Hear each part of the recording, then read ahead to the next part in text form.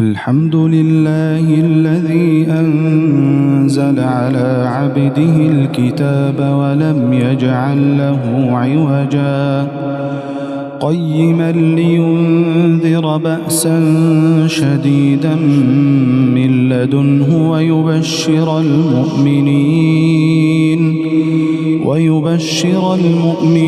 الذين يعملون الصالحات أن لهم أجرا حسنا ماكثين فيه أبدا وينذر الذين قالوا اتخذ الله ولدا ما لهم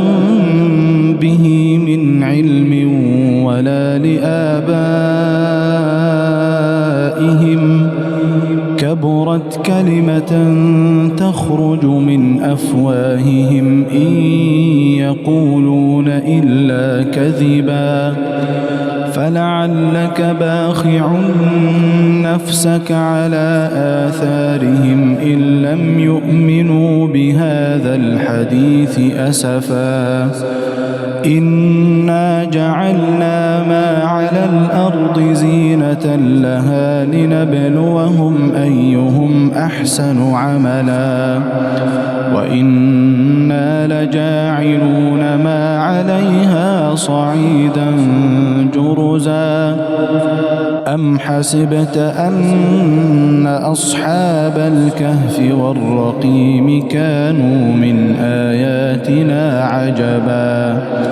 إذ أوى الفتية إلى الكهف فقالوا ربنا آتنا من لدنك رحمة وهيئ لنا من أمرنا رشدا فضربنا على آذانهم في الكهف سنين عددا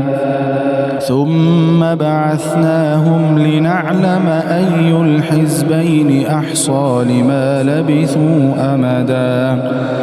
نحن نقص عليك نبأهم بالحق إنهم فتية آمنوا بربهم وزدناهم هدى وربطنا على قلوبهم إذ قاموا فقالوا ربنا رب السماوات والأرض لن ندعو من دونه إلها لقد قلنا إذا شططا هؤلاء قومنا اتخذوا من دونه آلهة لولا يأتون عليهم بسلطان بين فمن أظلم ممن افترى على الله كذبا وإذ اعتزلتموهم وما يعبدون إلا الله فأووا إلى الكهف ينشر لكم ربكم من رحمته ويهيئ لكم من أمركم مرفقا وترى الشمس إذا طلعت تزاور عن كهفهم ذات اليمين وإذا غربت تقرضهم ذات الشمال وهم في فجوة منه ذلك من آيات الله من يهد الله فهو المهتد ومن يضلل فلن تجد له وليا مرشدا وتحسبهم أيقاظا وهم رقود ونقلبهم ذات اليمين وذات الشمال وكلبهم باسط ذراعيه بالوصيد لو اطلعت عليهم لوليت منهم فرارا ولملئت منهم رعبا وكذلك بعثناهم ليتساءلوا بينهم قال قائل منهم كم لبثتم قالوا لبثنا يوما أو بعض يوم قالوا ربكم أعلم بما لبثتم فابعثوا أحدكم بورقكم هذه إلى المدينة فلينظر أيها أزكى طعاما فليأتكم برزق منه وليتلطف ولا يشعرن بكم أحدا إنهم إن يظهروا عليكم يرجموكم أو يعيدوكم في ملتهم ولن تفلحوا إذا أبدا وكذلك أعثرنا عليهم ليعلموا أن وعد الله حق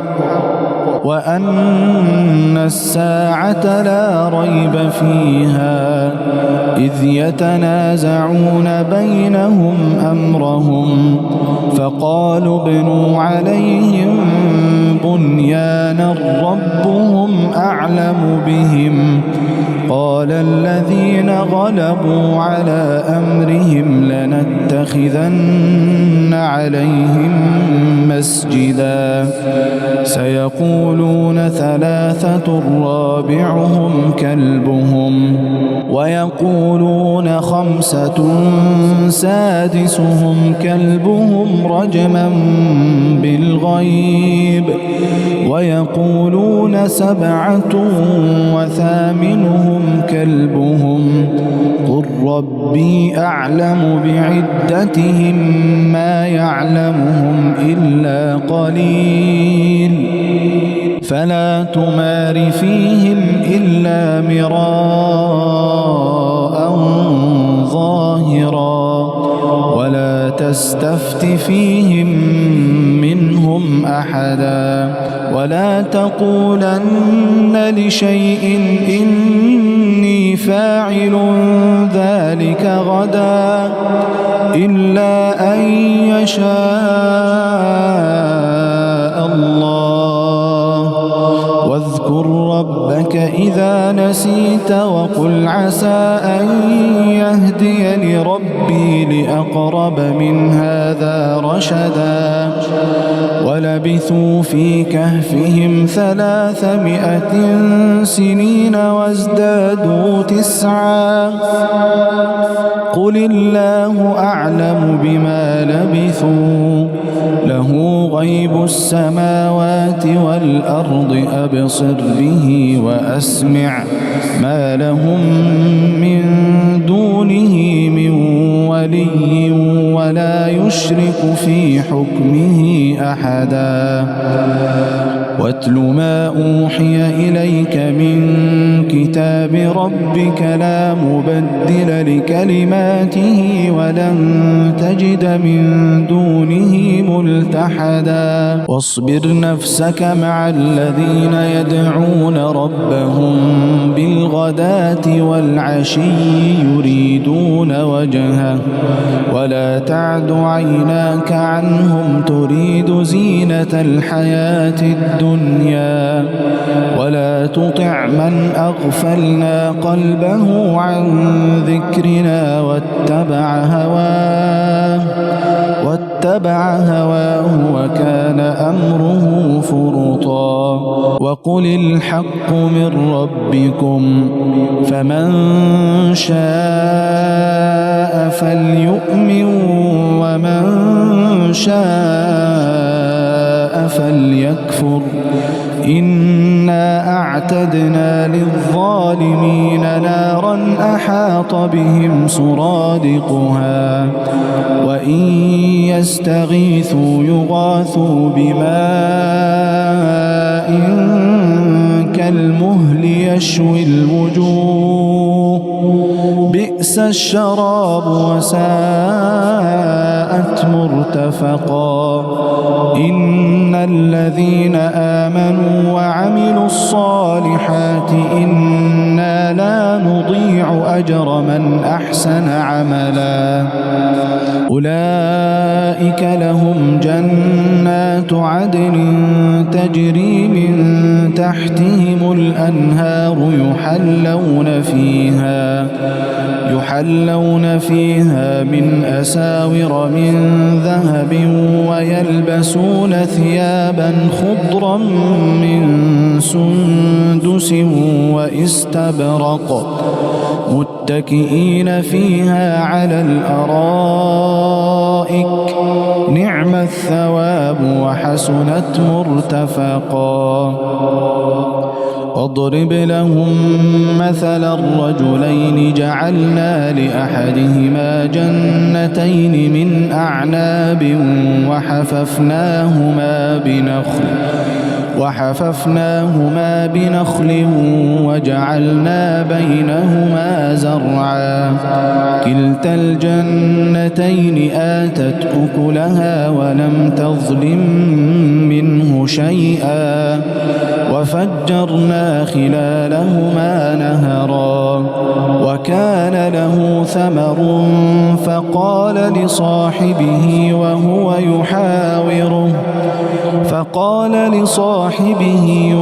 يحاوره أنا أكثر منك مالا وأعز نفرا ودخل جنته وهو ظالم لنفسه قال ما أظن أن تبيد هذه أبدا وما أظن الساعة قائمة ولئن رددت إلى ربي لأجدن خيرا منها منقلبا قال له صاحبه وهو يحاوره أكفرت بالذي خلقك من تراب ثم من نطفة ثم سواك رجلا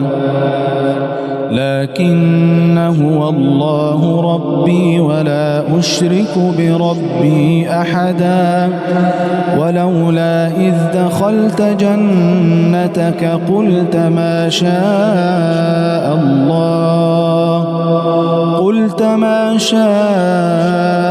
الله لا قوة إلا بالله إن ترني أنا أقل منك مالا وولدا فعسى ربي أن يؤتيني خيرا من جنتك ويرسل عليها حسبانا من السماء فتصبح صعيدا زلقا أو يصبح ماؤها غورا فلن تستطيع له طلبا وأحيط بثمره فأصبح يقلب كفيه على ما أنفق فيها وهي خاوية على عروشها ويقول يا ليتني لم أشرك بربي أحدا ولم تكن له فئة ينصرونه من دون الله وما كان منتصرا هنالك الولاية لله الحق هو خير ثوابا وخير عقبا واضرب لهم مثل الحياة الدنيا كماء إن أنزلناه من السماء فاختلط به نبات الأرض فأصبح هشيما تذروه الرياح وكان الله على كل شيء مقتدرا المال والبنون زينة الحياة الدنيا والباقيات الصالحات خير عند ربك ثوابا خير أملا ويوم نسير الجبال وترى الأرض بارزة وحشرناهم فلم نغادر منهم أحدا وعرضوا على ربك صفا لقد جئتمونا كما خلقناكم أول مرة بل زعمتم أن لن نجعل لكم موعدا ووضع الكتاب فترى المجرمين مشفقين مما فيه ويقولون يا ويلتنا ما لهذا الكتاب لا يغادر صغيرة ولا كبيرة إلا أحصاها ووجدوا ما عملوا حاضرا ولا يظلم ربك أحدا وإذ قلنا للملائكة اسجدوا لآدم فسجدوا إلا إبليس كان من الجن ففسق عن أمر ربه أفتتخذونه وذريته أولياء من دوني وهم لكم عدو بئس للظالمين بدلا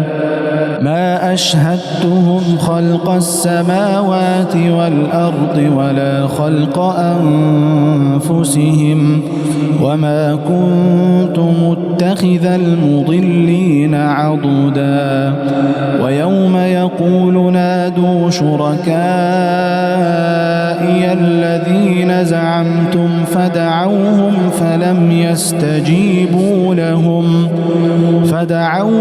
فلم يستجيبوا لهم وجعلنا بينهم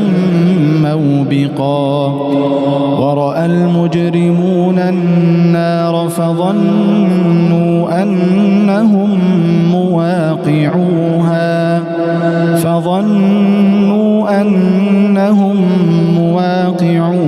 ولم يجدوا عنها مصرفا ولقد صرفنا في هذا القرآن للناس من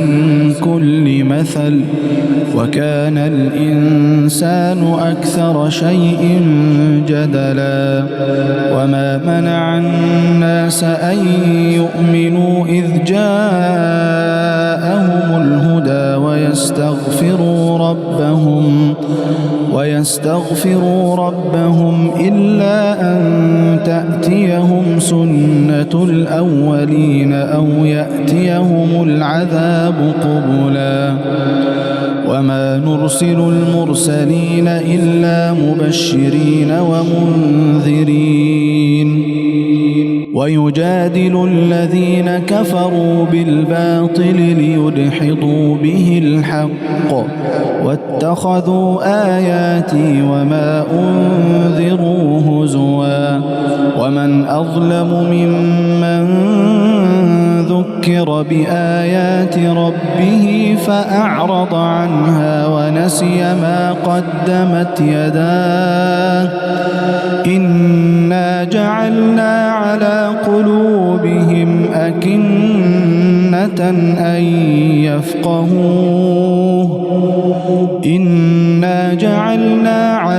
قلوبهم أكنة أن يفقهوه وفي آذانهم وقرا وإن تدعهم إلى الهدى فلن يهتدوا إذن أبدا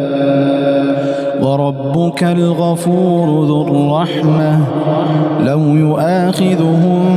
بما كسبوا لعجل لهم العذاب بل لهم موعد لن يجدوا من دونه موئلا وتلك القرى أهلكناهم لما ظلموا وجعلنا لمهلكهم موعدا وإذ قال موسى لفتاه لا أبرح حتى أبلغ مجمع البحرين أو أمضي حقبا فلما بلغا مجمع بينهما نسيا حوتهما فاتخذ سبيله في البحر سربا فلما جاوزا قال لفتاه آتنا غداءنا لقد لقينا من سفرنا هذا نصبا قال أرأيت إذ أوينا إلى الصخرة فإني نسيت الحوت وما أنسانيه إلا الشيطان أن أذكره واتخذ سبيله في البحر عجبا قال ذلك ما كنا نبغ فارتدا على آثارهما قصصا فوجدا عبدا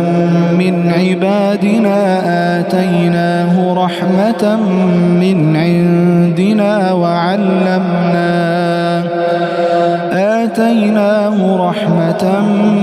عندنا وعلمناه من لدنا علما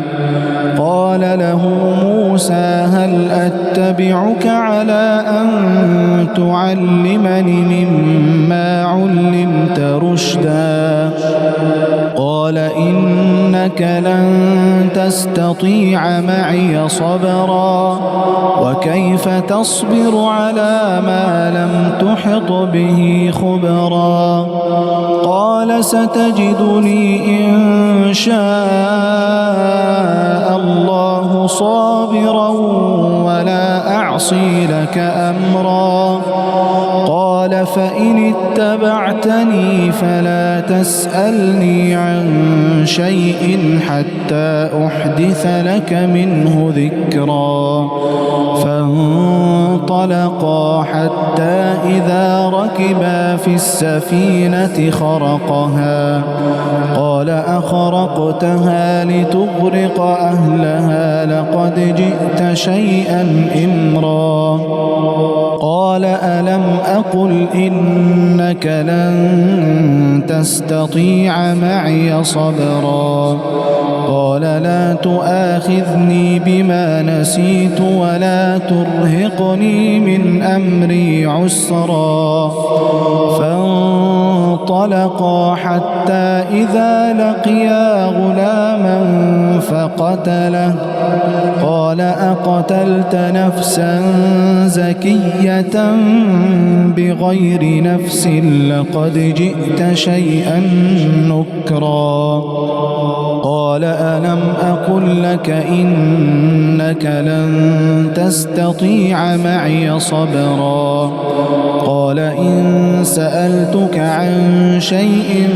بعدها فلا تصاحبني قد بلغت من لدني عذرا فانطلقا حتى إذا أتيا أهل قرية استطعما أهلها فأبوا أن يضيفوهما فوجدا فيها جدارا يريد أن ينقض فأقامه قال لو شئت لاتخذت عليه أجرا قال هذا فراق بيني وبينك سأنبئك بتأويل ما لم تستطع عليه صبرا أما السفينة فكانت لمساكين يعملون في البحر فأردت أن أعيبها وكان وراءهم ملك يأخذ يأخذ كل سفينة غصبا. وأما الغلام فكان أبواه مؤمنين فخشينا أن يرهقهما طغيانا وكفرا، فأردنا أن يبدلهما ربهما خيرا منه زكاة وأقرب رحما. وأما الجدار فكان لغلامين يتيمين في المدينة وكان تحته كنز لهما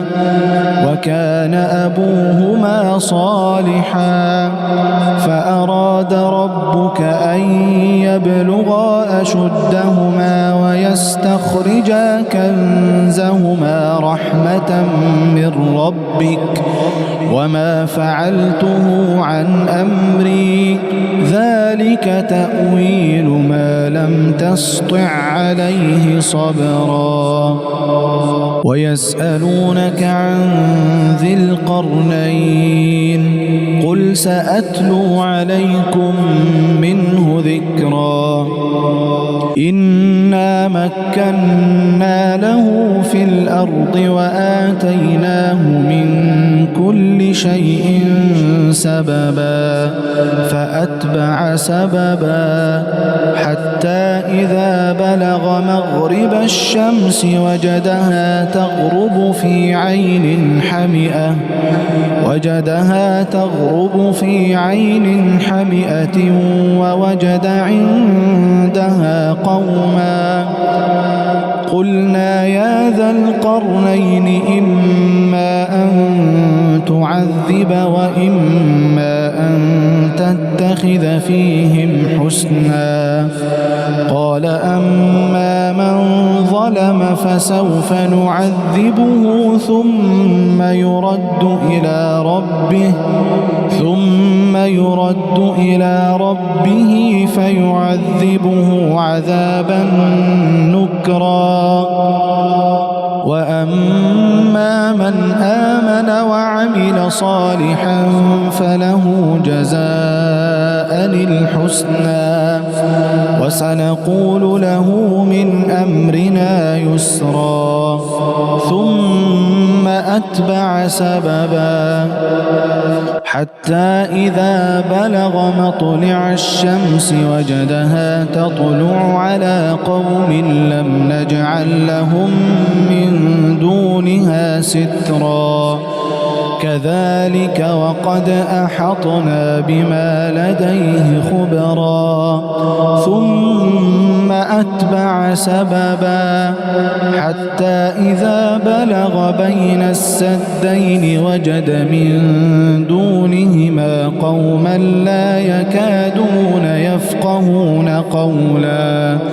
قالوا يا ذا القرنين إن يأجوج ومأجوج مفسدون في الأرض فهل نجعل لك خرجا على أن تجعل بيننا وبينهم سدا. قال ما مكني فيه ربي خير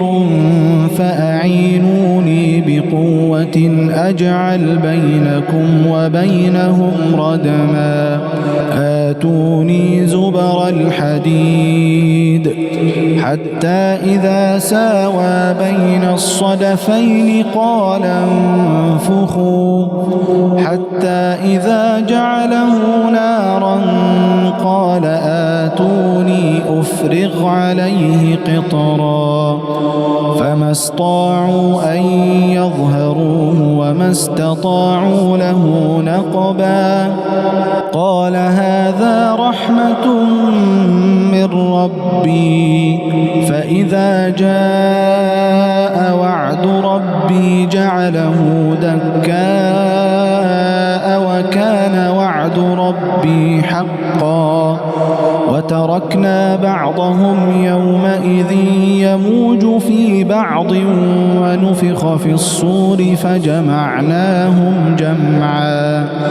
وعرضنا جهنم يومئذ للكافرين عرضا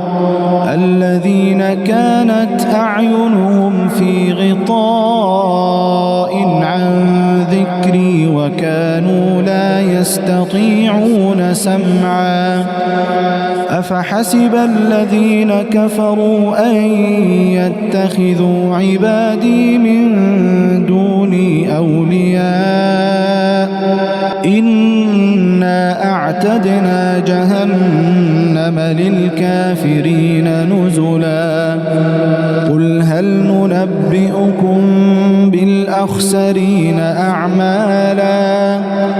الذين ضل سعيهم في الحياة الدنيا وهم يحسبون أنهم يحسنون صنعا أولئك الذين كفروا بآيات ربهم ولقائه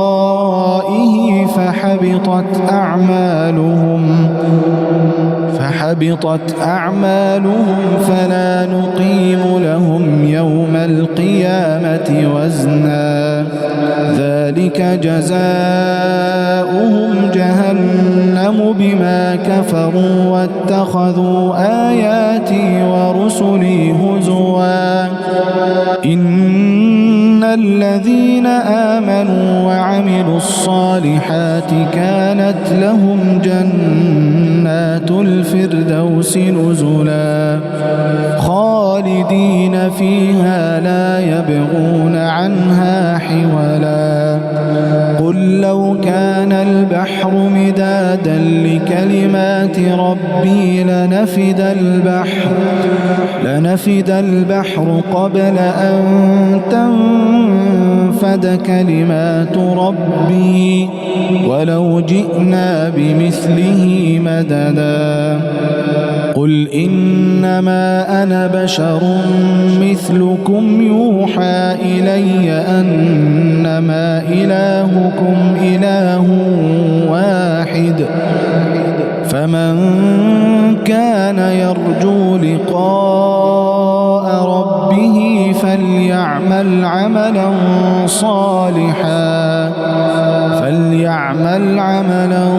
صالحا ولا يشرك بعبادة ربه أحدا.